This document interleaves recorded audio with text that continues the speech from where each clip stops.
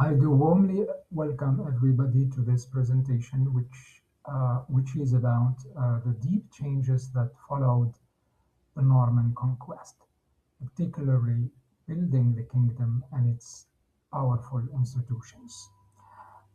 It's true that the Norman Conquest did indeed transform England in a number of ways. But what happened after the death of William the Conqueror or William the First? We're going to step into an important period in England's history. We're going to see the rigid rule of William II, the administrative brilliance of Henry I.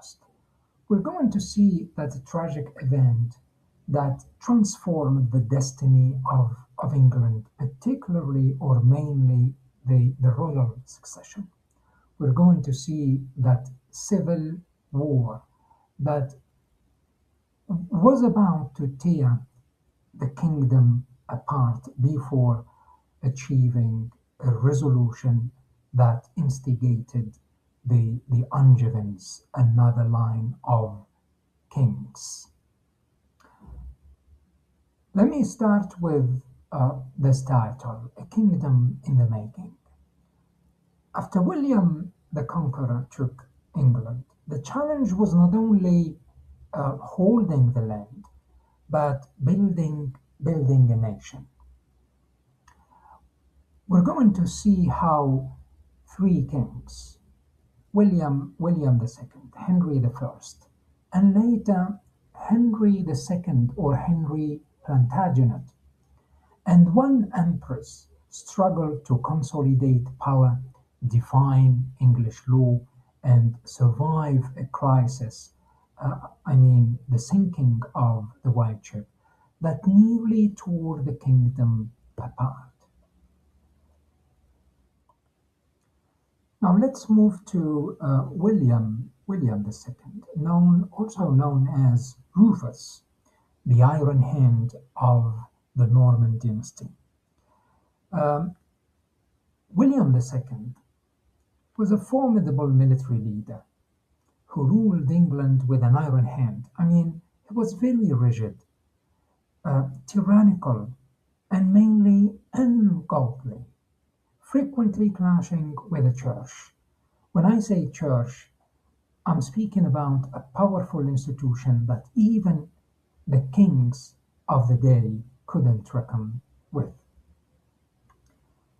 While he was great at building castles or royal castles and entrenching Norman influence, his abrasive style left the nobility and the clergy feeling resentful. And this was the main character of England during William II's reign, typified by uh, rigid rule, resentments, rebellion against the king, though he ruled England with an iron hand. Unlike William II, Henry I, known as the Lion of Justice, uh, he was noted for the administrative brilliance he could bring to England. He is also best known for the unity, bridging the two words, England and Scotland, blurring the line between Norman, what we call presence, and Anglo-Saxon origins. After Rufus died in a mysterious hunting accident, his brother Henry I took the throne. Henry was a different king or a different kind of kings. He was known as the Lion of Justice. He realized that to truly rule England, he had to create a professional government. He created the Exchequer as uh, an essential royal accounting department in England. He established a more professional judiciary. He really moved England from raw power of Norman lords and barons towards a centralized state. And I want to mention the institutions he could bring to existence after the seizure of of England's throne. As I have mentioned, Henry the First was also known for unity and bridging the two worlds together, England and Scotland. Henry the First knew that the Normans were still seen as foreigners. Still, there is a sort of resentment against the Normans. To handle this, Henry the First made a brilliant political move. He got married to Matilda of Scotland. And who was Matilda of Scotland? She was a descendant of the old Anglo-Saxon royal line, and this marriage helped legitimize Norman rule in England. It began the slow process of blurring the lines between Norman, what we call Norman rulers, between the conquerors and the locals, the Anglo-Saxons. And this helped create a new Anglo-Norman identity. Yet, the tragic event would disrupt the brilliance of, or the administrative brilliance of Henry the First. The tragic event would again disrupt order and peace in England, the sinking of the White Ship. In 1120, tragedy struck. Henry's only legitimate male heir, William Adelin, boarded the White Ship to head home from Normandy. The ship hit a rock and sank, and the prince was lost. I want to say that this was not a separate tragic incident. This was not a personal tragedy. It was a seismic political event that would transform again the destiny of royal succession in England. In one night, all of Henry's plans and schemes for a smooth succession were undone, leaving the kingdom without a clear male heir. A crisis loomed large after the sinking of the White Ship. Desperate to keep the crown in his family, I'm speaking about Henry the First, did something unprecedented in 12th century. He made his barons uh, swear oaths of fealty, of loyalty to his daughter, Empress Matilda. And the idea of a female ruler was almost unthinkable at the time. No one could imagine to be under or to be under the rule of a female figure at the time. Many barons only took the oath because they had to, and they secretly waited for a male candidate to challenge her claim. In fact, it was a true problem for royal succession for Henry the First. It was something that would transform the destiny of the whole country. A struggle would erupt after the disagreement about who would rule England after the death of Henry the First.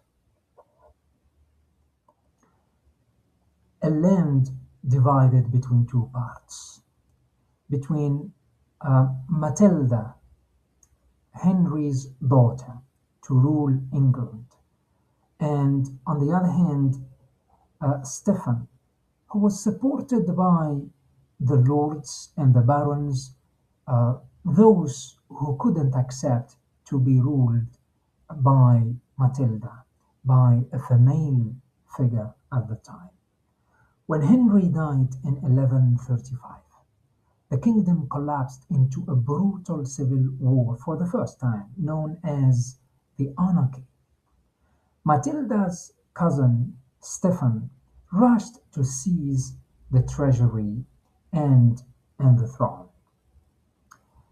For almost 90 years, law and order disappeared. We're speaking about England plunging again into the state of chaos and disorder. Local lords built and licensed castles. They did terrorize people at the time. It was really a time of darkness and violence that contemporary writers said it felt like Christ and his saints were asleep. I want to say that nothing like blessings did exist or could save England from the state of chaos. A land divided between Matilda's supporters and Stephen's barons and lords, those who couldn't accept to be ruled by a female heir. The Civil War uh, that lasted more than 19 years ended with a resolution that brought about a new royal line to England's throne, the Plantagenets or the Angevins. The chaos finally ended with the Treaty of Winchester in 1153. Exhausted by the fighting, King Stephen agreed to recognize Matilda's son, Henry Plantagenet, the one who would be Henry II, as his heir. This ended the direct Norman line and gave rise to the Angevin dynasty, the Angevins or the Plantagenets after the Normans rule. William II, William I, William II, Henry, Henry I, Stephen and Matilda.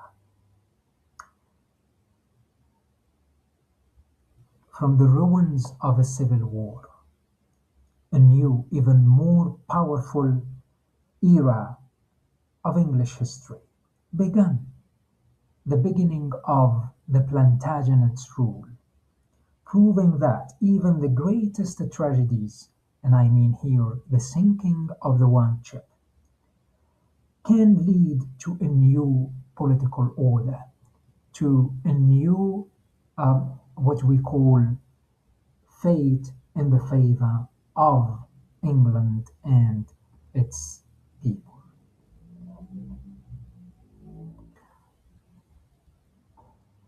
As you see, we come to an end. We have gone through the rigid rule of William II, the administrative brilliance of Henry I, the period of anarchy, a land divided between two supporters, the supporters of the male figure to be the Queen of England, and Stephen's supporters who favored what we call a male heir to rule upon them. We have also seen how a tragic event uh, could lead to a resolution instigating a new era in English history known as the Angevins. Thank you very much for your attendance.